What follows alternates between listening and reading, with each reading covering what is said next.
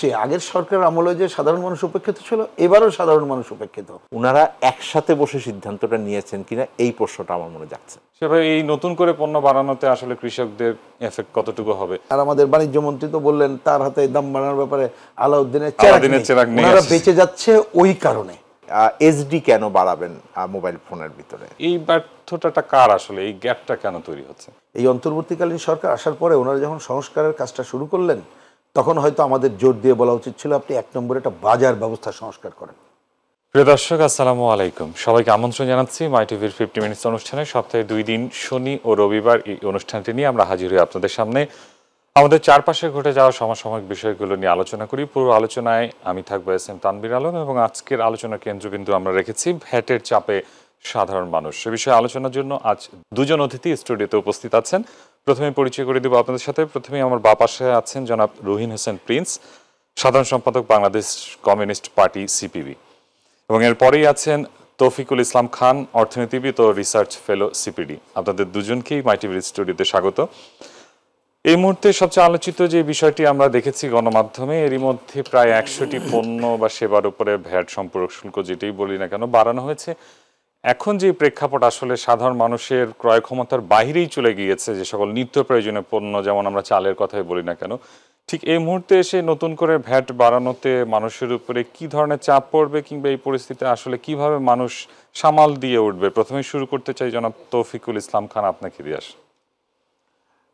দেখেন, যেইভাবে বাড়ানো হলো এটার মানে বাড়ানো হবে এই ঘোষণাটা বেশ কয়েকদিন আগে কিন্তু আলোচনা এসেছিল, এবং যখন নীতি পর্যায় থেকে জানানো হলো যে এই ধরনের একটা সিদ্ধান্ত তারা বিবেচনা করছেন, আমার মনে হয় যে অংশীজনদের যেই প্রতিক্রিয়া এবং এর ব্যাপারে যে পরামর্শ ছিল সেইটাকে খুব একটা আমলে নেওয়া হয়নি।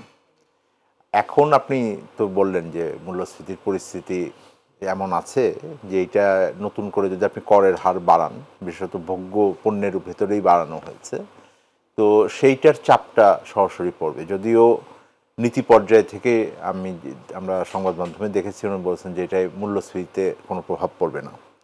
এখন প্রশ্ন হলো, আমরা অর্থনীতিবিদ হিসেবে যেটা আলোচনা করি সেটা হলো যে মূল্যস্ফীতি শুধুই একটা সংখ্যাতাত্ত্বিক ব্যাপার না। এখানে ধরেন গড়পড়তা যখন আমরা মূল্যস্ফীতি দেখি, তার তুলনায় প্রত্যেকটা মানুষের আলাদা আলাদাভাবে কিন্তু ভিন্নভাবে তাদের সংসার খরচের ভিতরে আছে। যেমন যেই পরিবারটি এখন ধরেন বয়সের দিকে একটু বেশি আছেন, তাদের সাধারণত ঔষধ বেশি লাগে, তো তাদের যে পরিমাণ খরচ বাড়বে, আপনি হয়তো একটা যুবক শ্রেণীর ততখানি বাড়বে না। তো এই ধরনের প্রেক্ষাপটগুলো রয়েছে, সুতরাং কার জন্য কতখানি বাড়ছে এইটা চাপের নিতে হবে। দ্বিতীয় যেটা আছে সেটা হলো যে মূল্যস্ফীতি এখন ধরেন 12%, 13% এইরকম আছে গড়পড়তা, খাদ্য মূল্যস্ফীতি প্রায় 14%-এর মতন।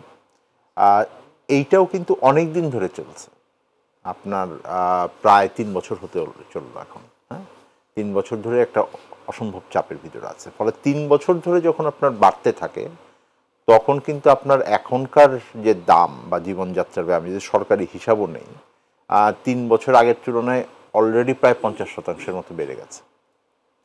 তো এই যেইটা ভালো করে আপনার দেখার দরকার সেটা হলো যে এই সময় মূল্যস্ফীতির সংখ্যাতাত্ত্বিক হিসাব নিয়েও অনেক ধরনের ডাউট আমরা দেখেছি যে এটা জাতীয় পরিসংখ্যানে পুরোপুরি এটা সাধারণ মানুষের হিসাবটা আসেনি।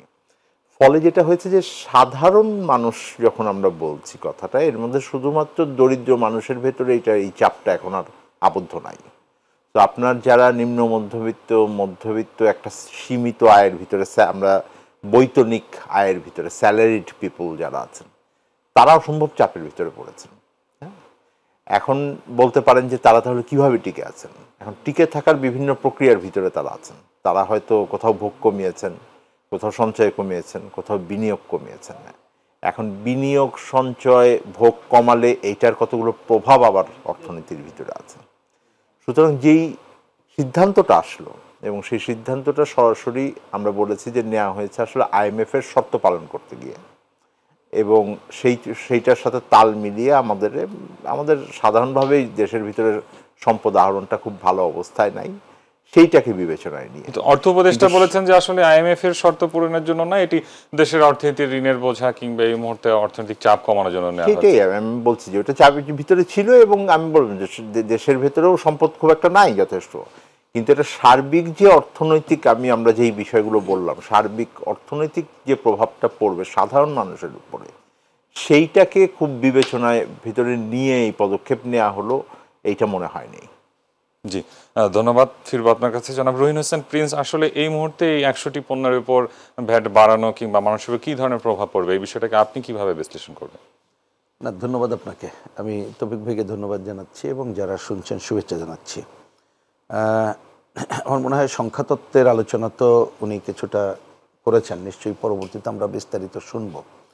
আমি সংখ্যাতত্ত্বের একটা শব্দ বলেই মানুষের প্রতিক্রিয়া, কারণ তৌফিক ভাইয়ের কথা শুনতে শুনতে আমার মনে হচ্ছিল আমরা দ্বিতীয়বার যদি ভুল না করি এই অন্তর্বর্তীকালীন সরকারের প্রধান উপদেষ্টা যখন দেখা করলাম, তখন তো জিনিসপত্র এটা একটা জনজীবনে যাতে শান্তি দিতে পারে উনি ব্যবস্থা গ্রহণ করুক, এই কথাটা বললাম। উনি একটা কুইক কমেন্ট করলেন পজিটিভ, সেটা একটু আমি মনে করিয়ে দিতে চাই। এবং যদি কেউ এই টেলিভিশন মানে আমাদের কথা শোনেন সরকারের, আমি তাদের মাধ্যমেই মনে করিয়ে দিতে চাই।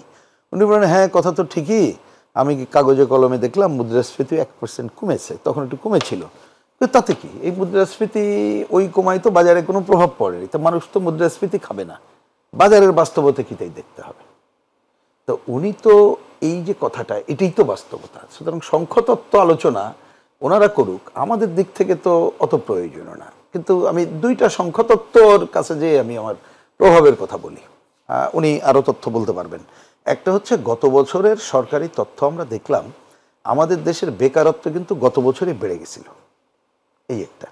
সাম্প্রতিককালে আপনি দেখবেন আমাদের গার্মেন্ট সেক্টর, আমি এই মানুষের কথা বলছি, তারা কিন্তু বলেছে যে 100 থেকে 150, আমি তাদের অফিসিয়াল, আমি যা বলছি সবই অফিসিয়াল বয়ান, আমাদের বয়ান আরও বাড়তি সে দিয়ে গেলাম না, সেইখানে একটা ব্যাপক কর্মহীন ঘটে গেছে, কর্মহীনতা।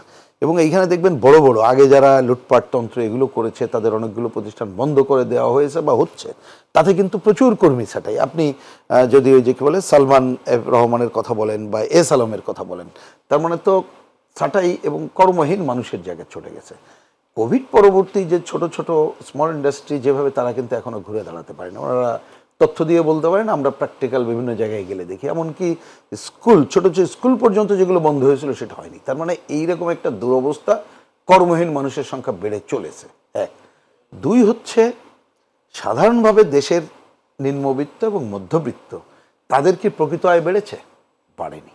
কারণ এই ভ্যাট তো হঠাৎ না, অনেক দিন ধরে, যেটা উনি বললেন। তাহলে মানুষের প্রকৃত আয় বাড়ে নাই, জিনিসপত্রের দাম অনেক দিন ধরে যে বাড়তি, তার উপরে এই যে আঘাত, এইটা তো সহ্য করা আমি দেখি খুবই কঠিন। কারণ আগে ওনারা এবং অন্যরা তথ্য দিয়ে কিন্তু এটা বলেছেন যে মধ্যবিত্ত নিম্নবিত্ত প্রথমে তার নিজস্ব যে অন্য সঞ্চয় সেটা ভেঙে খাচ্ছে, তারপরে আত্মীয় স্বজন তাদের উপরে নির্ভর করছে এবং অনেকে ঋণ করে চলছে। তো এই তথ্য তো সরকার নাকচ করতে পারে নাই, এটা আমি বলছি সরকারি তথ্য। তার উপরে দাঁড়িয়ে এখন এই যে দাম বাড়া, আপনি যদি বলেন আচ্ছা মোবাইলটা তো বন্ধ ইচ্ছা করলেও রাখতে পারবে না আমাদের রিক্সা চালক ভাই, বাস্তবতা কিন্তু তাই। আমার রিক্সা চালক ভাই ইচ্ছা করলে কি সে বিস্কিট খাওয়া বন্ধ রাখবে? তাহলে আপনি কি খাওয়াইতে চান তাকে? আমার একটা বয়স্ক লোক, ঔষধের দাম তো ভয়াবহ ঘটনা ঘটে গেছে, তারপরে এখন একজন বয়স্ক লোক কেন, একটা তরুণ মানুষ, তিনি তো ওষুধ খাওয়া বন্ধ রাখতে পারবেন না। কিন্তু বাংলাদেশে আমাদের এই মানুষের একটা অদ্ভুত আবিষ্কার, অনেকদিন ধরে বলি যে তারা কিন্তু একটা আবিষ্কার করছে কম খেয়ে কীভাবে বেঁচে থাকা যায় সাধারণ মানুষ, যার জন্য অনেকে বলে না মানুষ তো খারাপ নাই। এই মানে প্রথমে এটা। আরেকটা হচ্ছে যে কথাটা আমি অনেকবার বলে সেটা বলতে বাধ্য হচ্ছি, গ্রাম অঞ্চলে যাক, তৌফিক ভাই যাক, আপনি যান, দেখবেন যে আমরা যাই কোটপ্যাট মোটা ভদ্রলোক একটা দেখলে উনি হয়তো সকালে না খেয়ে আসছে, সে হিন্দু হোক আর মুসলমান হোক, আপনি বলেন যে চাচা বা ভাই কেমন আছে, দেখবেন একেবারে ফোকলা দাঁত বের করে হাসি দিয়ে বলবে আল্লাহ ভালো রাখছে, কখনো সে খারাপ আছে বলবে না।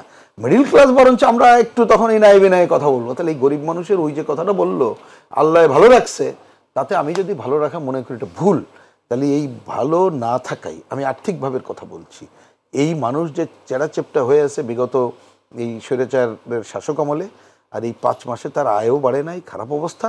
তার মধ্যে এই যে প্রত্যেকটা পণ্য, তার মধ্যে আর একটা ভয়াবহ, এটা ভ্যাটের আওতার বাইরে চাল, এই ভর মৌসুমে চালের দাম কি পরিমাণ বাড়ছে কল্পনা করতে পারেন? আমি তো অন্যদের কথা কি বলবো, গতকাল আমি নিজেই চাল কিনতে যেয়ে যা দেখলাম, অনেকদিন পরে চাল কিনলাম, তা যারা যে নিয়মিত কেনে তাদের কী অবস্থা বুঝলাম। আজকে এইখানে আপনার এখানে ঢোকার আগেই টেলিভিশনে আমাদের এক ভাই বললেন নিচে যে স্যার গতকাল চাল কিনতে গেছি 500 টাকায়, কিন্তু ছোট বস্তা, কত বড় বস্তা আমি আর জিজ্ঞেস করতে লজ্জা পাইলাম, 500 টাকা বেশি দিয়ে কিনতে হয়েছে। তার মানে সাধারণ মানুষ, নিম্নবিত্ত, মধ্যবিত্ত, নির্দিষ্ট আয়ের লোক, তাদের উপরে খুবই খারাপ প্রভাব। এইটা একটা আরেকটা রিপিট করতে হয়, আমি তৌফিক ভাইয়ের কথা খালি প্রতিধ্বনিত করছি, যেটা আমরা একটু মনে রাখা খুব জরুরি, সেটা হচ্ছে বিনিয়োগকারীদের উপরও প্রভাব পড়বে। কারণ এইটা আপনি এই যে গ্যাস শিল্পের অন্য জায়গায় আপনার যেটা বেড়ে যাচ্ছে, তা সেইটা বেড়ে গেলে একটা তো আমরা সাধারণ হয়তো মুখস্থ কথা বলতে পারি যে ওইখানে দাম বাড়লে আমার আপনার ঘাট থেকে নেবে, কিন্তু উনি যদি দেখে যে এইটা বিনিয়োগ করে তার কোনো বিক্রি করতে পারে, লাভ করতে পারে, উনি তো বিনিয়োগ বন্ধ করে দেবে। তা বিনিয়োগ বন্ধ মানে কি? কর্মসংস্থান থাকবে না, অমুক থাকবে না। তার মানে এই ডমিনো এফেক্ট একটা খারাপ জায়গায় পড়বে বলে আমরা দেখতে পাচ্ছি। এবং আমি ঠিক মানে একটু খুব কী বলবো যে হতাশও হয়েছে। হতাশ এই কারণেই বলতে হচ্ছে, কারণ এই সরকার অন্তর্বর্তীকালীন সরকার, আমরা তার উপরে আমাদের সমর্থন রেখেছি। আমরা আশা করেছিলাম যে তারা এইখানে ঘুষ, দুর্নীতি, লুটপাট, বিদেশে টাকা পাচার, এই জায়গাগুলো আছে সেটা হয়তো তারা উদ্ধার করবে, খেলাফিরেন উদ্ধার করবে। এবং এই ধরনের যদি একটা আর্থিক বাস্তব কারণে পুরনো ধারাবাহিকতা একটা সংকটে পড়ে, তাহলে বাংলাদেশের যত অর্থনীতিবিদ আছেন তাদের সাথে কথা বলে একটা বিকল্প পথের সন্ধান করা আমরা খুব কঠিন দেখি না, কারণ এটা তো সহজ কথা। আমরা যদি বসে থাকি, এই যে ধরেন করটা করলো, এটা তো অপ্রত্যক্ষ খাত। তার মানে আপনি সেই বিস্কিট থেকে ওষুধ সব জায়গায়, তার মানে একেবারে বাংলাদেশের গরিব থেকে শুরু করে সবার উপরে আপনি ধার্য করলেন। তো একটা যদি বুঝতাম যে টাকার দুরবস্থা, তাহলে আপনি প্রত্যক্ষ কর, ধনীদের উপরে কর, এবং আরও জায়গায় আমাদের যে প্রজেক্টগুলো অন্য কি করা যায়, বিকল্প পথের সন্ধান তো করা যেত। কিন্তু আমরা তো পত্রপত্রিকা, টেলিভিশনের মাধ্যমে দেখলাম না যে আমাদের দেশের কোনো অর্থনীতিবিদদের সাথে ওনারা বৈঠক করেছেন যে এই পরিস্থিতি কি করব। বরঞ্চ এই ওনারা ভ্যাট এই যে টানলেন, তারপরে আমি তো বাংলাদেশে একটা লোকও খুঁজে পেলাম না, অর্থনীতিবিদ থেকে শুরু করে কেউ এইটার পক্ষে অবস্থান নিছেন। তো এইটা তো আমাদেরকে আরও বেশি হতাশ করেছে। কিন্তু আমি বলবো যে মানুষের উপরে প্রভাব কি পড়লো, হতাশ করলো, এটা বড় কথা না। আমি এটা দৃঢ়তার সাথে দাবি করব, সরকার 1 সেকেন্ড দেরি না করে এইটা সে যেটা ভ্যাট যেটা বসালো শতাধিক পণ্যের উপরে, এটাকে প্রত্যাহার করুক। বরঞ্চ যদি প্রকৃতপক্ষে সংকটে থেকে থাকে, তাহলে আমাদের দেশের যারা আছেন দেশপ্রেমিক অর্থনীতিবিদ এবং অন্যরা, তাদের সাথে কথা বলে বিকল্প পথের সন্ধান করুক। সেই বিকল্প পথের সন্ধানে যদি কিছু করণীয় থাকে আমরাও রাজি আছি। কিন্তু সেইটা না হলে ওনারা যেটা করেছেন এইটা বাংলাদেশের জনগণ মেনে নেয়নি, আমরাও মেনে নিচ্ছি না। এর বিরুদ্ধেই দেশব্যাপী প্রতিবাদ প্রতিরোধ করা ছাড়া আমাদের সামনে কোনো পথ থাকবে না। ধন্যবাদ। আপনার কাছে ফিরবো জনাব তৌফিকুল ইসলাম খান। যেমনটি বলছিলেন রহিন হোসেন প্রিন্স, আসলে মানুষের ইনকাম তো বাড়েনি, সেক্ষেত্রে যদি ভ্যাট বাড়ানো হয় ব্যয় স্বাভাবিকভাবেই বেড়ে যাবে। তো এই সামঞ্জস্যতা বিবেচনায় না নিয়ে এই 100 পণ্যের উপর যে ভ্যাট বাড়ানো হলো, এটাতে আসলে যে প্রভাবটা সাধারণ মানুষের উপর পড়বে সেটা কাটিয়ে ওঠারও তো কোনো বিকল্প ব্যবস্থা আমরা দেখিনি। এই মুহূর্তে আসলে কি পদক্ষেপ নেওয়া উচিত বা কি করা উচিত? যেটা প্রিন্স ভাই বলেছেন, আমি মনে করি যে এই জায়গা থেকে সিদ্ধান্ত থেকে সরে আসা উচিত। যেই আলোচনাটা হয়েছে দেখেন, এই ভ্যাটের এই যে আমরা বলি যে ট্রাঙ্কেটেড রেট বলি আমরা টেকনিক্যাল ভাষায়, অর্থাৎ হলো যে সাধারণভাবে আমাদের যে 15% ভ্যাট আছে এইটার থেকে কম হারে নেওয়া হচ্ছে। এইটার কিছু কারণ ছিল। কারণ হলো কি, দুটো কারণ মূলত ছিল। একটা হলো যে কিছু জায়গায় এখানে ছাড় দেওয়া হয়েছে, যে এগুলোকে আপনি কিছুটা সুবিধা হয়তো দিয়েছেন। একটা বড় অংশ হলো যে কোন জায়গাতে আপনি ভ্যাটে যেটা হয় সেটা হলো আপনি ডাবল মানে দুবার ট্যাক্সেশন করবেন না। এই জন্য আপনাকে প্রতি ধাপে যে অতিরিক্ত ভ্যাটটা যখন আসে, আগে যদি কোনো একটা উৎপাদন খরচের ভিতরে আপনি ভ্যাট দিয়ে থাকেন, ওইটাকে আবার আপনি ক্রেডিট নিতে পারেন, মানে ওইটাকে বাদ দিয়ে বাকি ভ্যাটটা দিতে পারেন। এটাকে আমরা বলি ভ্যাট ক্রেডিট। তো সাধারণভাবে যখন আপনি আলোচনা করবেন, খুব থিওরিটিক্যালি তাত্ত্বিকভাবে যদি দেখেন, তাহলে সবাই বলবে যে এটাতে অসুবিধা কি, পরবর্তী ধাপেই তো এসছে, যেইটা হয়তো দাবি অনেকে করেছেন। কিন্তু সত্যিকার অর্থে আমরা বাস্তবভাবে যেই অংশীজনগুলোর ভিতরে আছে তাদের জন্য ভ্যাট ক্রেডিট নেওয়াটা কঠিন বাংলাদেশের বাস্তবতায়। হ্যাঁ, এটা কারণ হলো যে উৎপাদনের আগের পর্যায়ে ওই ডকুমেন্টেশন যদি না থাকে তাহলে এই ক্রেডিটটা নিতে পারে না। তো সেইটার বিবেচনারও এটার ভিতরে আছে। এখন বিকল্প কি ছিল? বিকল্প আমরা সবসময় বলেছি যে আমাদের যে কর আহরণ হয় তার ভিতর, এটা সারা পৃথিবীর মধ্যে আমাদের অর্থনৈতিক আকার হিসাবে সব খুবই কম হয়।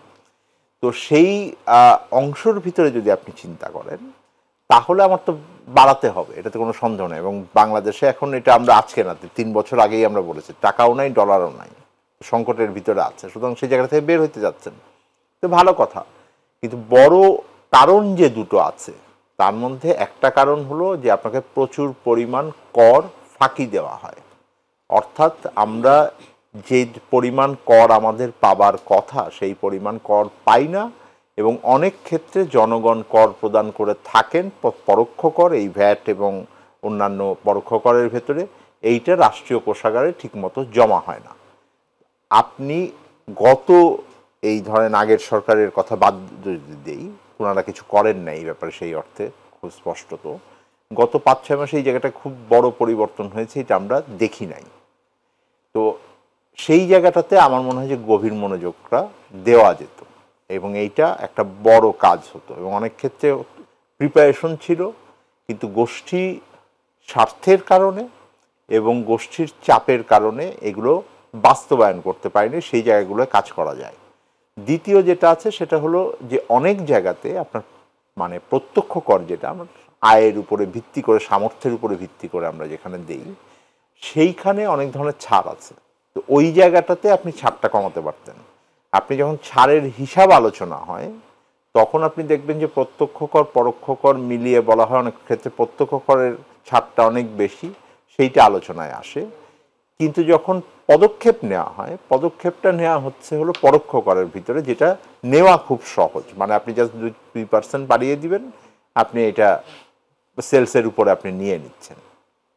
আমাদের লাস্ট পয়েন্টটা হলো যে এটার ভিতরে আপনি কি করবেন। এখন ধরেন এই যে অতিরিক্ত অর্থটা আসবে, আমরা শুনেছি যে এই অর্থটা কিভাবে ব্যবহার করা হবে এই ব্যাপারে কোনো স্পষ্ট কোনো কমিউনিকেশনও নাই, যে ওনাদের এই অর্থটা ওনাদের দরকার হচ্ছে, ওনারা কীভাবে এটাকে খরচ করার প্ল্যান করছেন।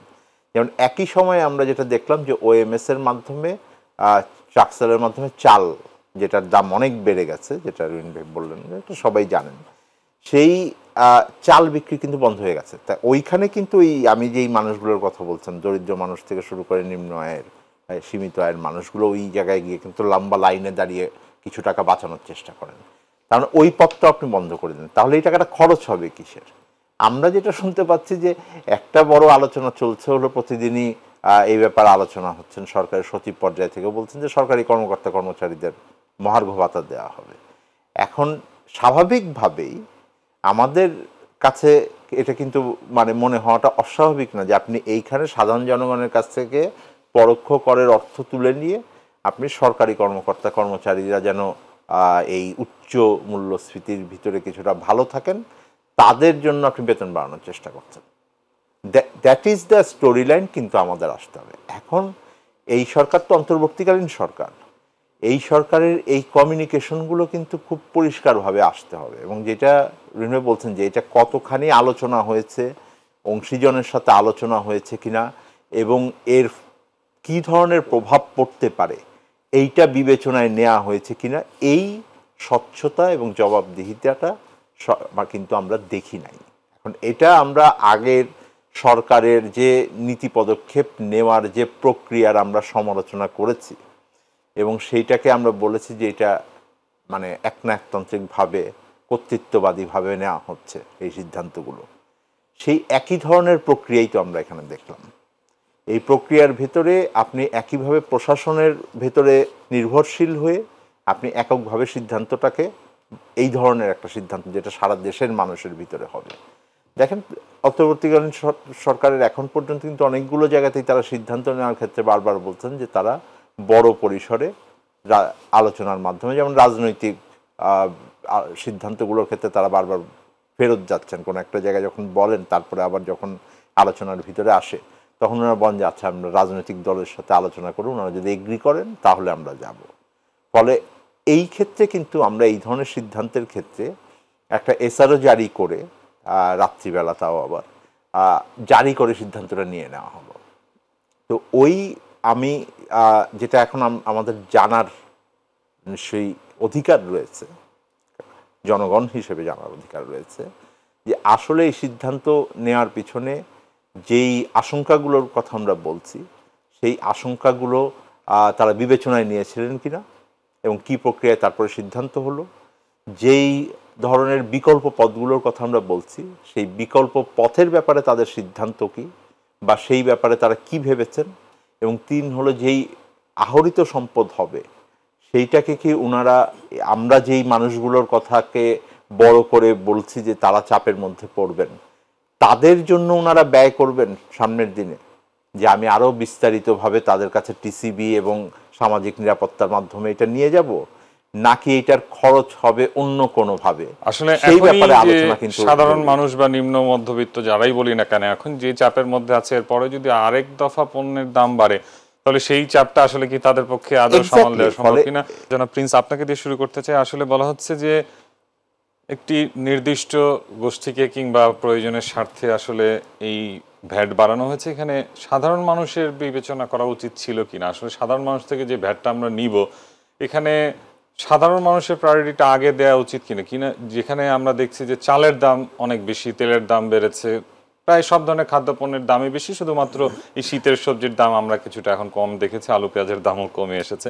তো যেখানে সব থেকে বেশি প্রয়োজন আসলে চাল, এরপরে রয়েছে ঔষধ, এরপরে রয়েছে কাপড় চোপড়, এগুলো সব কিছুর কিন্তু ভ্যাট বাড়ালে দাম বেড়ে যাচ্ছে আসলে। তো সাধারণ মানুষকে বিবেচনায় নিয়ে যদি এই ভ্যাট বাড়ানোর আগে এগুলো নিয়ে আলোচনা হয়েছে কিনা আপনাদের সাথে? কোনো রাজনৈতিক দলের সরকারের পক্ষ থেকেই বারবার বলা হচ্ছিল যে কোনো সিদ্ধান্ত নেওয়া হলে আসলে যে সংস্কার কমিশন থেকে শুরু করে সব বিষয়ে রাজনৈতিক দলগুলোর সাথে আলোচনা করার পরেই আসলে সিদ্ধান্ত নেওয়া হবে।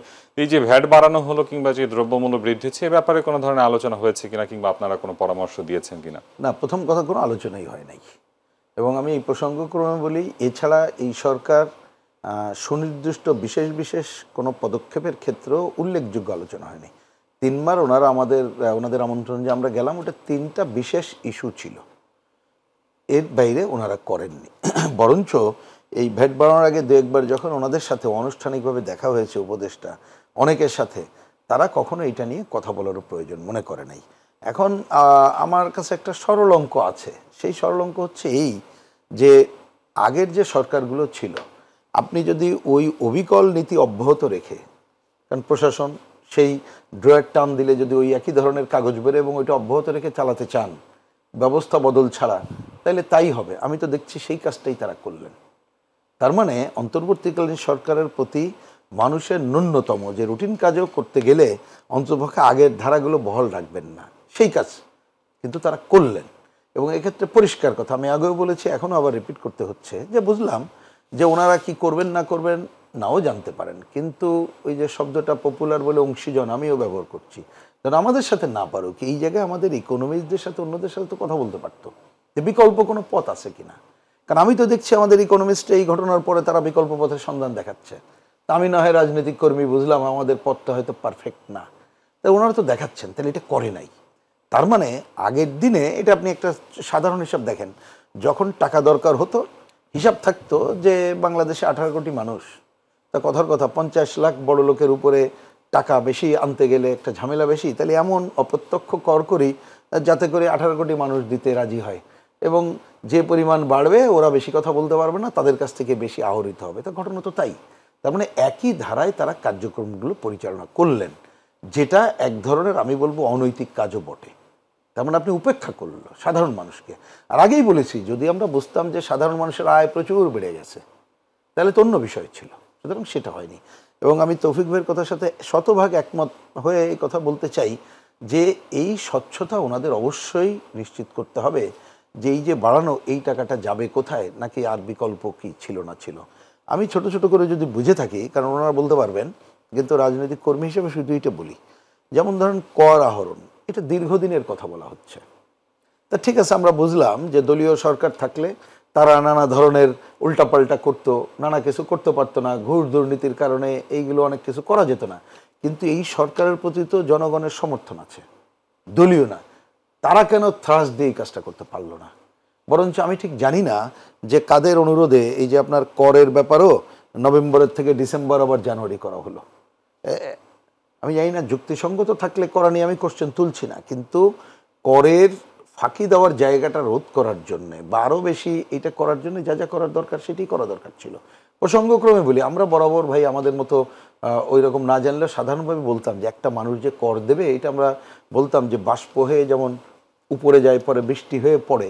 তা যদি মানুষকে জানানো যায় ভালোভাবে যে তুমি যেই কর দিচ্ছ এখানে ঘুষ দুর্নীতির ব্যাপার নেই, সহজভাবে দিতে পারবা এবং তোমার ভবিষ্যতে এটা তোমার কাজে লাগবে, তাহলে কিন্তু কর দেওয়ার ক্ষেত্রে আমার ধারণা মানুষের আপত্তি থাকতো না। তো এইবার তো ওনারা অ্যাগ্রেসিভলি সেই কাজ করতে পারতেন, সেটা তো করলেন না। আমি ঠিক জানি না যে তারা এই দায়িত্ব নেওয়ার পরে যে কর্তৃত্ববাদী স্বৈরাচারী ফ্যাসিস্ট সরকারের কথা বললাম, ঘুষ দুর্নীতি লুটপাটের কথা বললাম, শ্বেতপত্র প্রকাশ যেটা হলো, এইটা তো একেবারে কি বলবো যে আমাদেরকে যা আমরা জানতাম আরও খারাপ খবর দেখলাম। তাহলে এই যে বাজেট নিয়ে একটা মধ্যবর্তী পর্যালোচনা বা আর কি করা যেত, এটা হয়েছে তো এরকমের তো আমরা দেখলাম না। তাহলে এই কাজগুলো করতে পারতেন যদি তারা সাধারণ মানুষের স্বার্থ রক্ষাটাকে প্রধান ভাবতেন। সেইটা বোধহয় তারা ভাবছেন না, যেটা খুবই তারা ভুল কাজটা করছে এইখানে। হ্যাঁ ঠিকই, এখনো পর্যন্ত পুলিশ বলেন, প্রশাসন বলেন, সচিবালয় বলেন, সরকারি কর্মকর্তা কর্মচারী বলেন, তাদের হয়তো সুবিধা দেওয়ার জায়গার ভাবতে পারে, কিন্তু কত 22 লক্ষ সম্ভবত বা এরকমের একটা সংখ্যা। তো বাংলাদেশের এত কোটি মানুষ, তা আপনি কাদেরটা আগে ভাববেন? আপনি তো জিনিসপত্রের দাম যদি আপনি একটা কন্ট্রোলের মধ্যে রাখতে পারতেন, তাহলে অন্যরাও আপনার সরকারি লোকও তো নতুন কথা বলতে পারতো না। তো বরঞ্চ আমরা অতীত দিনে দেখেছি, আপনার যদি জিনিসপত্রের দাম এই যা মানুষের যতটুকু সমর্থ তার থেকে অনেক বেড়ে যায় এবং এটা একটা নিয়মিত প্রসেস হয়, আপনি যদি এই সময় যে কিছু মানুষকে আপনি একটু টাকা পয়সা বাড়ায়ও দিতে চান, এইটার কিন্তু কোনো প্রভাব পড়ে না। অতীত দিনে কিন্তু এটা দেখা গেছে, তার যে ক্ষোভ দুঃখ এটা কিন্তু অব্যাহত থাকে। কিন্তু আপনি এইটাকে অন্য কাজের ক্ষেত্রে যেটা ব্যয় করা সেটা করলেন না। সুতরাং এইটা তো নানা ধরনের বিষয় আছে। তারপরে ঠিক আমি বুঝতে পারলাম না যে আমরা কেন প্রত্যক্ষ কর এইটা আরও ধনী গোষ্ঠী বা অন্য জায়গার ক্ষেত্রে করার ক্ষেত্রে কেন এখনো নির্মোহ থাকতেছি। তাহলে কি আগের যে কর্তৃত্ববাদী স্বৈরাচারী শাসকরা যাদের উপরে নির্ভর করে চলেছিল, আপনারা কি তার উপরে নির্ভর করছেন? যদিও কিছুটা তো তা দেখাই যাচ্ছে, কারণ আপনি জিনিসপত্রের দাম, জিনিসপত্রের ক্ষেত্রে যে সিন্ডিকেট ভাঙার কথা, মধ্যস্বত্বভোগী ভাঙার কথা, সেই কাজটা সরকার করতেই পারল না। বরঞ্চ ওই সেই সিন্ডিকেট ব্যবসায়ীরা আকার ইঙ্গিতে নানাভাবে তারা কিন্তু নানাভাবে তাদের সেই সুযোগ সুবিধাগুলো অব্যাহত রেখেই চলেছে।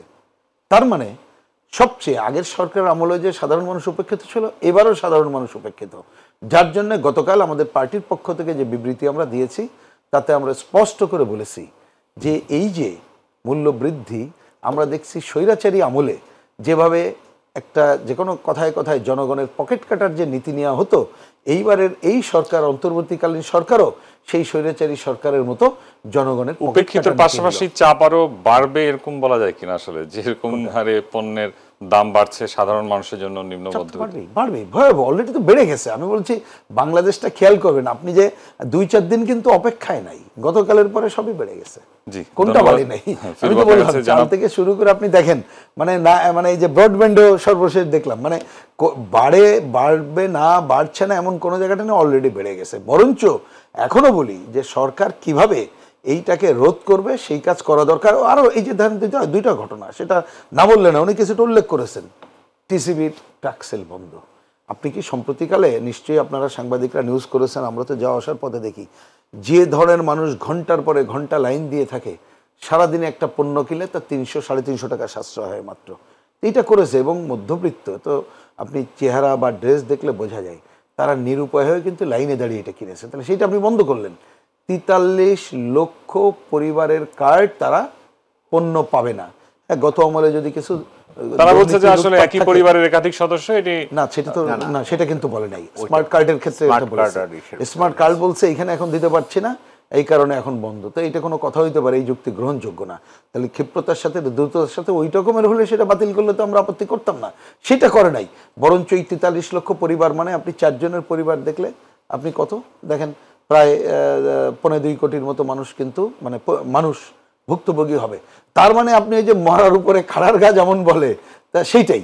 এবং ওই যে ওই কথাটা আমি রিপিট করছি এই কারণে, ওই যে আমাদের অর্থমন্ত্রী নাকে বললেন যে এইটা কোনো প্রভাব পড়বে না, আর আমাদের বাণিজ্য মন্ত্রী তো বললেন তার হাতে দাম বাড়ানোর ব্যাপারে আলাউদ্দিনের চেরাগ নেই, ওনারা বেঁচে যাচ্ছে ওই কারণে।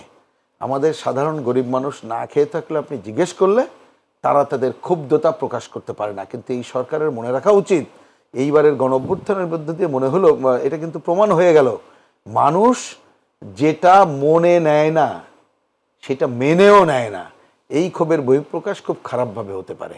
জি, ধন্যবাদ থিরু আপনার কাছে। জনাব তৌফিকুল ইসলাম খান, এই যে টিসিবির যে বন্ধ করে দেওয়া হলো 43 লক্ষ পরিবারকে, আসলে এটা তো একটা বিকল্প ব্যবস্থা সরকার অবশ্যই নেওয়া উচিত, কিংবা নিয়েছে কিনা, বা কি হতে পারে আসলে এই দ্রব্যমূল্য সাধারণ মানুষের কাছে? তো আমাদের খাদ্য পৌঁছে দিতে হবে, প্রয়োজনীয় যে জিনিসপত্রগুলো যেগুলো জীবন ধারণের জন্য প্রয়োজন সেগুলো তো অ্যাটলিস্ট তাদের কাছে পৌঁছে দিতে হবে। তো এই বন্ধ করে দেওয়ার বিকল্প কোনো ব্যবস্থা সরকার নিল কিনা, কিংবা কি হতে পারে আসলে? এখন প্রথম যেটা উচিত ছিল, এই ফ্যামিলি কার্ডের মানে সম্পর্কে আমরা অনেক ধরনের অভিযোগ আগেও শুনেছি এবং আমরা মনে করেছি যে এটা যখন প্রথম এই সরকার দায়িত্ব নিলেন তখন এই কাজটা আমার মনে হয় যে গুরুত্বের সাথে করারও দরকার ছিল, যে এটার ভেতরে যেই ধরনের দুর্নীতি আছে বা এটা স্বজনপ্রীতি হয়েছে সেটাকে অন্তত আপনি যদি খুব দ্রুত এখন ব্যবস্থাও নেন, আপনার কিছুটা সময় লাগবে। এতগুলো পরিবারকে দেওয়া হয়েছে, এটাকে অনুসন্ধান করা কিন্তু কম সময়ের ব্যাপার না। তো আগামী বছরের জন্য হলো এটা শুরু হওয়া দরকার। এখন সেটা শুরু হয়েছে কিনা আমরা স্পষ্টভাবে জানতে পারছি না। যে কারণে বন্ধ করা হয়েছে এটা একটা মানে ব্যবস্থার কারণে বন্ধ করা হয়েছে, এটা ঠিক দুর্নীতির অভিযোগে তা না। স্মার্ট কার্ড থাকবে কি থাকবে মানে যে এখন দেওয়া যাচ্ছে না সেইটার ভিত্তিতে বন্ধ করা হয়েছে। একভাবে এটা হলো যে আসলে মানে সরকারের খাদ্য মজুদ এর ভিতরে কমে গেছে, খাদ্য মজুদ যথেষ্ট পরিমাণ হয়নি। আপনি চালের দাম যে এবার বেড়ে যাচ্ছে ভরা মৌসুমে, এখন তো আমরা শীতকালে ছোটবেলা থেকে গল্পের বই পড়ে মানে বা পড়ার বই তো আমরা পড়েছি যে এই সময়টা হলো সবচেয়ে বড় মৌসুম ছিল একসময় আমন, এখন বড় সবচাইতে বড় মৌসুম, কিন্তু আমনও খুবই বড়, প্রায় 40% মতন আমাদের খাদ্যশস্য এই সময় হয়। শাকসবজি ভালো আসে, পেঁয়াজ নতুন পেঁয়াজ এসছে, আলু এসছে, ফলে এই সময় একটু দামটা কমে যায় এবং গত বছরের তুলনায় এবার দামটা একটু বেশি কমেছে। এটা একটা খারাপ প্রভাবও আছে। খারাপ প্রভাব হলো এটার কৃষক দাম পায় নাই।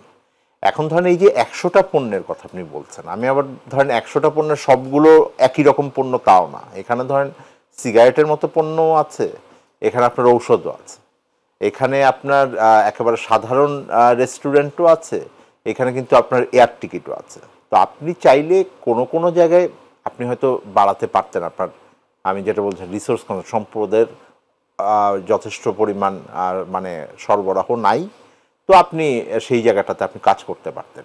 সুতরাং সবগুলো দিয়েই আপনি নিতে পারতেন, সরাতে হবে তাও হয়তো না। তো আপনি ওই জায়গাগুলোকে খুঁজে বের করার চেষ্টা কিন্তু করতে পারেন। আপনি তা না করে আপনি ধরেন ঢালাওভাবে যখন করেন তখন সন্দেহটা আসে যে আপনি আসলে কি মানে চিন্তা করে নিচ্ছেন। আমার ধারণা যে এটা নিয়ে যথেষ্ট পরিমাণ বিচার বিশ্লেষণ এটা হয় নাই, এবং বিচার বিশ্লেষণের ভিতরে আমি মনে করি যে প্রত্যেকটা পণ্যের ক্ষেত্রেই তাদের চিন্তা করা উচিত যে কত টাকা আমার এখান থেকে আসলে আসবে, ওনারা ভাবছেন, এবং এইটার কি পরিমাণ প্রভাব পড়বে যে এইটা আমি এখন না নিয়ে পারি কিনা।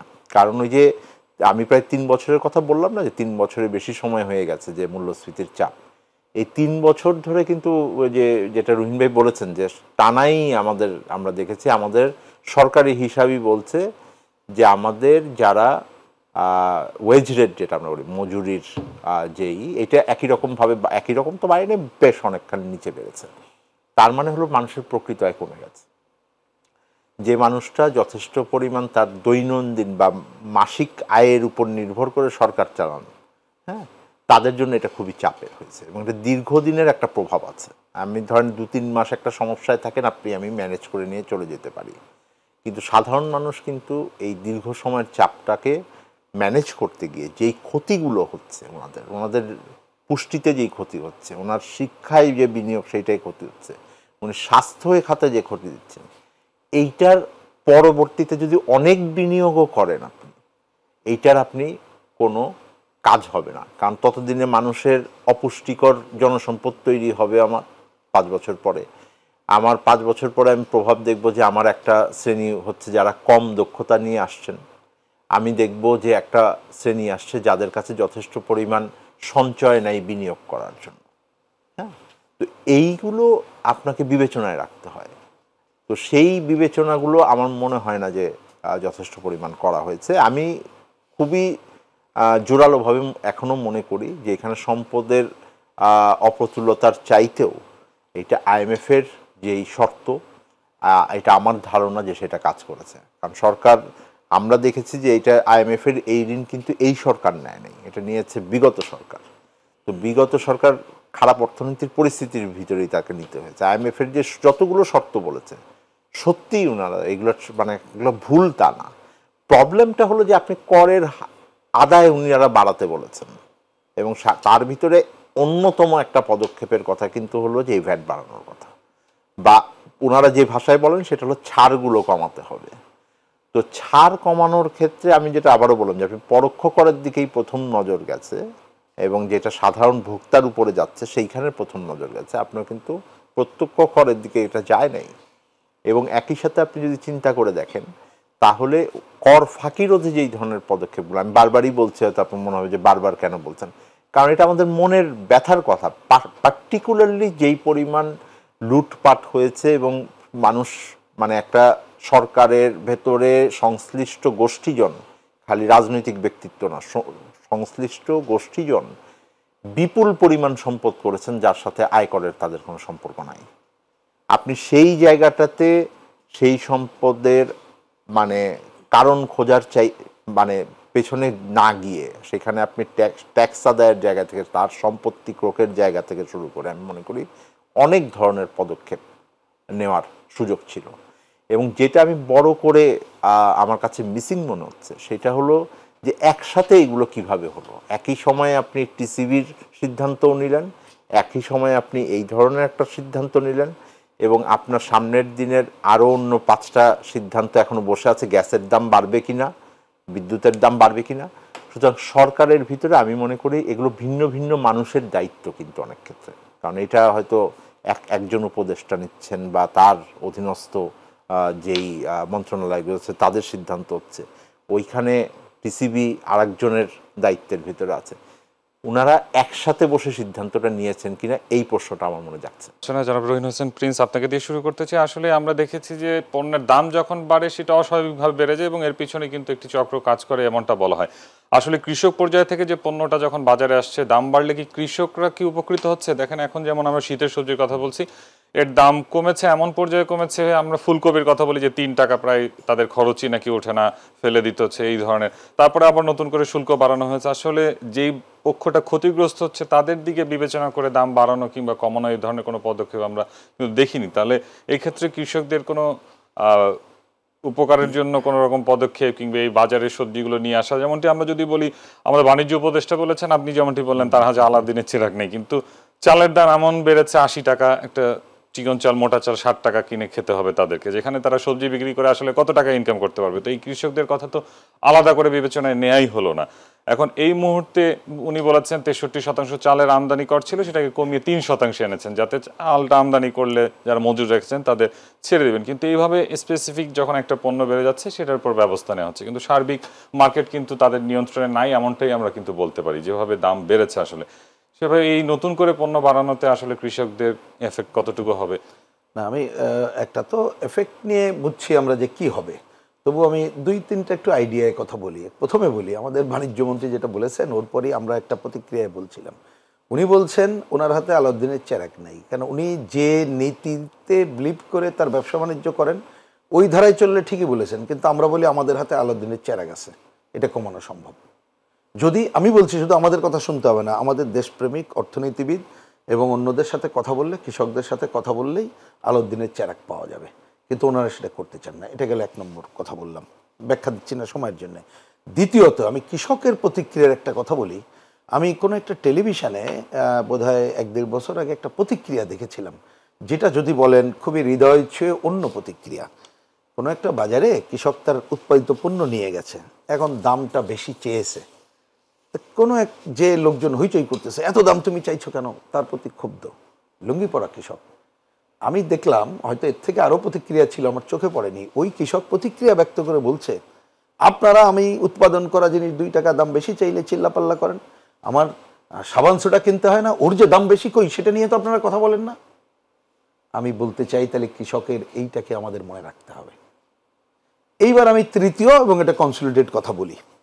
আমরা এটা একটা আত্মসমালোচনা আমাদের দিক থেকে আছে, আমি টেলিভিশনেও বলেছি, আজকেও বলি।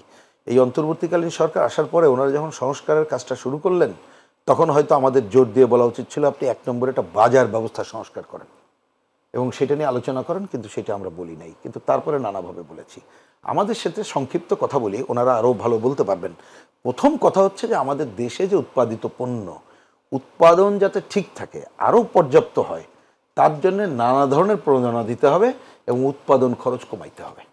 কিন্তু আপনি এইবারই দেখেন সারের দাম কিন্তু বাড়তি, কীটনাশকের ঝামেলা বাড়তি, পানি বিদ্যুতের দাম কম ছিল না। আমি তো আলু সহ অন্য দেখি গতবারের থেকে দাম বেড়ে গেছে, কারণ দুইটাই আমরা নিজেই আমি ফিল্ড ভিজিট করে এটা জানার সুযোগ হয়েছিল, এবং আর ব্যাখ্যা দেবো না। তাহলে এইটা একটা দরকার ছিল। আপনি সংস্কারের জায়গায় যদি এইটা করতে পারতেন যে আমরা কৃষকের উৎপাদন খরচটা কমিয়ে দেব, কারণ বাজারে বাস্তবতা আমাদের মানুষের যে আয়, উৎপাদন খরচ বেড়ে গেলে তাকে তো বেশি দামে বিক্রি করতে হবে, নাহলে তো তারও পোষাবে না। কিন্তু আমাদের যেহেতু আমরা এটা পারছি না, তাহলে ওইখানে সাবসিডি দিয়ে কমানোর কাজ করবে, 1 নম্বর কাজ। দেশের উৎপাদন কোনো কিছু। 2 নম্বর আমরা বলেছি যে এই মধ্যস্বত্বভূমি এদেরকে ভাঙার জন্যে, এই সিন্ডিকেট ভাঙার জন্যে ওইখানে একটা উৎপাদক সমবায় যারা উৎপাদন করতেছে, এবং আপনি শহরে ক্রেতা সমবায় করেন, তাহলে ফুলকপি আজকে তো আমরা দেখলাম যে তারা ফেলে দিচ্ছে, কারণ উৎপাদন করলে বাজারে আনলে দাম পাবে না। তাহলে সরকার সাবসিডি দিতে হবে, দরকার হলে কিনে নিতে হবে, তাকে সাপোর্ট দিতে হবে। এটা কিন্তু সেই পরিমাণ অর্থেরও বিষয় না, কিন্তু এটা এমন কিছু না। এবং যদি এইটা এনে ধরেন আমরা এখনো যে দামে কিনছি, আপনি কারণ বাজার আর এই শহরের ফারাক তো অনেক বেশি। আপনি জনগণকে বললে এই জায়গায় কিন্তু এত কম না, একটা মার্জিনেবল প্রাইসে কিনতে প্রায় 30 টাকা কিনতে হচ্ছে, 10 গুণ দামের। কিন্তু আমি বলছি যে আপনি কৃষককে যদি, কথার কথা, কৃষক যদি তার উৎপাদন খরচ 10-15 টাকা না বেচলে পোষায় না, আপনি কিনে এনে 20 টাকা দিলে কিন্তু শহরে সবাই কিনতে রাজি আছে। মনে রাখতে হবে, তাহলে এইখানে তো আপনাকে ওই ভূমিকা নিতে হবে। তার মানে ওইখানে উৎপাদক সমবায়, ক্রেতা সমবায়, তাহলে মধ্যস্বত্বভোগী ভাঙা সহ চাঁদাবাজি ভাঙার কাজটা আপনি করতে পারতেন। সেইটা পারলেন না, এগুলো অব্যাহত আছে। সুতরাং এই যে বাজার সংস্কারের এই ধারাগুলো আপনি না করলে পারবেন না। আর এই যে জিনিসগুলো আমরা আমদানি করতে হয়, আমাদের যথাসময় চিন্তা করতে হবে, আমাদের হিসাব নিকাশ করে যে কোনটা মজুদের কি হবে, সেইটা করে যদি যথাসময় আমরা এই 5-6 জন ব্যবসায়ীর উপরে ছেড়ে না দিয়ে আরও এখানে উন্মুক্ত করতে পারি, আর রাষ্ট্রীয় উদ্যোগে আমদানি করা, পাশাপাশি যারা স্থায়ী সার্বজনীন রেশন ব্যবস্থা এবং ন্যায্য মূল্যের দোকান পার্মানেন্ট রাখতে পারলে কিন্তু আপনি সিন্ডিকেট ভাঙা সহ অন্য কাজ করতে পারতেন। এই পুরো কাজটাই আমরা দেখছি একটা বাজার ব্যবস্থা সংস্কারের কাজ। তাহলে আমি অন্য পণ্যের আলোচনা আগে করেছি প্রভাব নিয়ে, তাহলে ন্যূনপক্ষে বেঁচে থাকার জন্য কৃষক তার উৎপাদিত পণ্যের লাভজনক দামও পাবে, ক্রেতাও অখুশি হবে না, এবং আপনি কিন্তু ন্যূনতম মানুষের যে ন্যূনতম চাহিদা সেইটা পূরণের ক্ষেত্রে একটা ভূমিকা রাখতে পারবেন। সেইটা করা দরকার। আর এখন আমরা মনে করি যে এই সরকারের যতটুকু সময় আছে, IMF-এর কথা উঠলো, আমরা অত ভালো না বললেও আমরা কিন্তু ওই সময়ের বিরোধিতা করেছি, জানেন যে এটা অপ্রয়োজনীয় দেখছিলাম, যে অন্যভাবে আমাদের এটা আয় করা দরকার ছিল। আমি দেখলাম IMF-এর সম্ভবত সাবেক একজন অর্থনীতিবিদ, তিনি বললেন যে IMF যদি পুরোটা চাপও দিয়ে থাকে, তার কাছে তো সময় চাওয়া যেত। এবং IMF ধরুন আগের সরকারে চুক্তি করেছে, তাতে যে পরিমাণ তার একটা পার্টে আসে 3 মাসে 4 মাস পর পর যেটা আসে, আপনি বিশেষভাবে উদ্যোগ নিলে সেই টাকা কিন্তু আমাদের জন্য খুব কঠিন, এটা কিন্তু আমরা দেখি না। সুতরাং তাদের কথার উপরে নির্ভর করে এটা করতে হবে কেন, এই প্রশ্ন যদি হয়, তাহলে তো ওই সরকার আর এই সরকারের পার্থক্য কি থাকলো?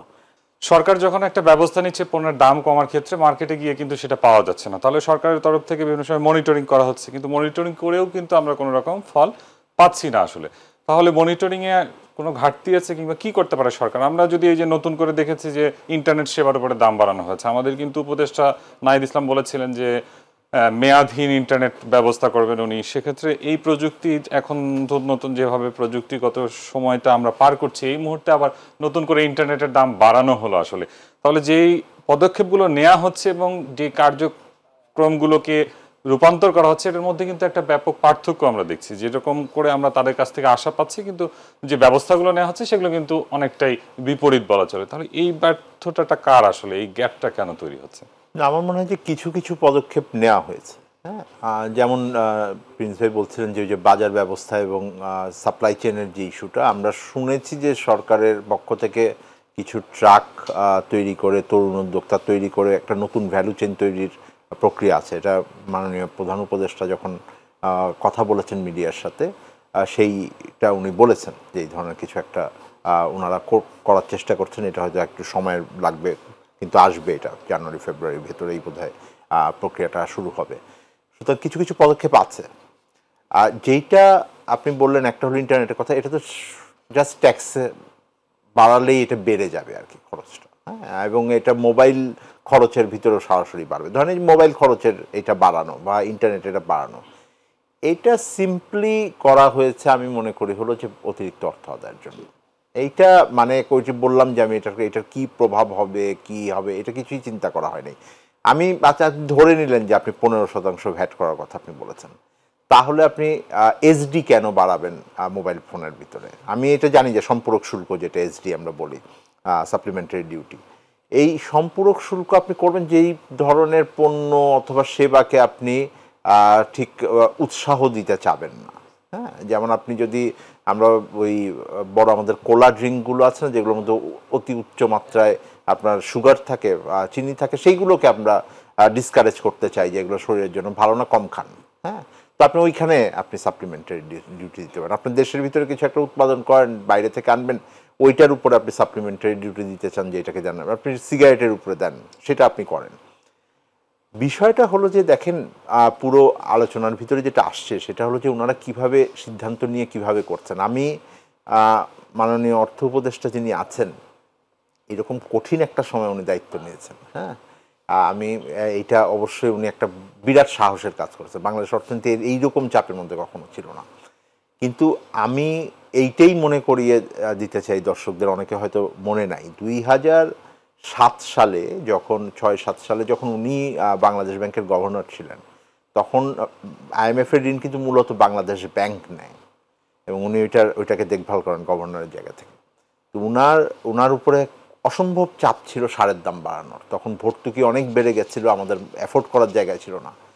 উনি কিন্তু সেই পদক্ষেপের মানে দাঁড়িয়ে আমরা ওইটা কিন্তু বাড়াই নাই, কারণ ওই সময় জিনিসপত্রের দাম একই রকমভাবে প্রচণ্ড বেশি ছিল, কারণ গ্লোবাল মার্কেট অনেক বেড়ে গেছিল। এবং সেই সময় ভর্তুকি আমরা অব্যাহত রেখেছি এবং সেই কারণে আইএমএফের সেই ঋণের, যদি আমি ভুল না করি, শেষ যে কিস্তিটা পাওয়ার কথা ছিল, ওই শেষ কিস্তি বোধহয় একটা দুটো আমরা পাইও নাই। একই ব্যক্তি সেই সময়ে একটা অসম্ভব সাহসিকতার ভিতরে থেকে উনি করেছিলেন এটা। এবং আমি মনে করি যে সেইটা পুনর্বিবেচনার জায়গা আছে যে আপনি কোনটাকে, এই 100টা পণ্যকে আমি এই অর্থনীতিবিদ হিসেবে সবগুলোকে আমি সমভাবে দেখতে চাই না।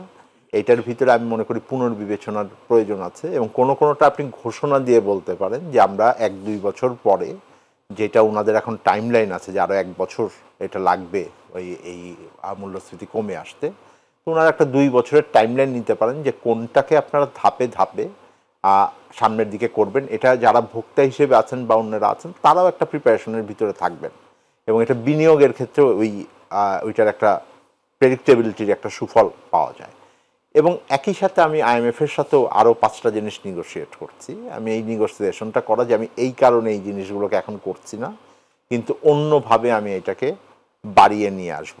এবং সেই ক্ষেত্রে কর ফাঁকি রোধ, বিশেষত আমরা জানি যে একটা বিপুল পরিমাণ সম্পদ তৈরি করেছেন এবং অনেকে ঢাকা শহরে বিরাট বাড়ি, অনেকগুলো ফ্ল্যাটের মালিক, হয়তো তার করের মানে সেই অর্থে উনি খুবই ন্যূনতম কর দেন, কারণ এখন সবাই ইটিন করা হয়েছে। তারা দিয়েছেন কিনা ওই প্রক্রিয়াগুলোতে আমার মনে হয় যে মনোযোগী হওয়াটা দরকার। এবং একই সাথে যেটা আমি বলছি যে বাড়তি যেই অর্থটা আসবে সেই অর্থটা সাধারণ মানুষের কাছে পৌঁছানোর জন্য, যেই তাদের মূল্যস্ফীতিতে কাদের কষ্টে আর একটু লাঘব করার জন্য, সেই জায়গাটাতে আমার মনে হয় যে মনোযোগ দেওয়াটা আরও বেশি দরকার হবে। এবং সেইটা যদি করতে হয় তাহলে শুধুমাত্র একজন উপদেষ্টা এটাকে করতে পারবেন না। আমি মনে করি যে সরকারের ভেতরে বিভিন্ন দায়িত্বশীল ব্যক্তি আছেন, তাদের নিয়মিত ভিত্তিতে এই মূল্যস্ফীতির বিষয়ে কাজ এই জন্য করা উচিত, কারণ এইটা মানুষের সহিষ্ণুতার উপরে চাপ প্রয়োগ করছে এবং এইটা পরিশেষে সরকারের যে সংস্কারের মনোভাব, তার যে বড় ধরনের মধ্যবর্তী মানে রূপান্তরমূলক যেই পদক্ষেপগুলো নেওয়ার ক্ষেত্রে তার যে চেষ্টা, সেইটার উপরে নেতিবাচক প্রভাব যেন না ফেলে, সেই চিন্তাটা তাকে মাথায় রাখতে হবে। জি, আপনাদের দুজনকে অসংখ্য ধন্যবাদ। আমরা অনুষ্ঠানে একদমই শেষ পর্যায়ে। প্রিয় দর্শক, কথা বলছিলাম আসলে নতুন করে যে সকল পণ্যের উপর ভ্যাট বাড়ানো হয়েছে এতে ক্ষতিগ্রস্ত হবে সাধারণ মানুষ। আসলে সাধারণ মানুষের প্রয়োজন, জীবিকার তাগিদে যে সকল পণ্য আসলে প্রয়োজন সেগুলোকে করমুক্ত রেখে সাধারণ মানুষের জীবনযাপন সহজ করবে সরকার, এমনটাই প্রত্যাশা করছি আমরা সবাই। এতক্ষণ আমাদের সঙ্গে থাকায় সবাইকে ধন্যবাদ। শুভরাত্রি।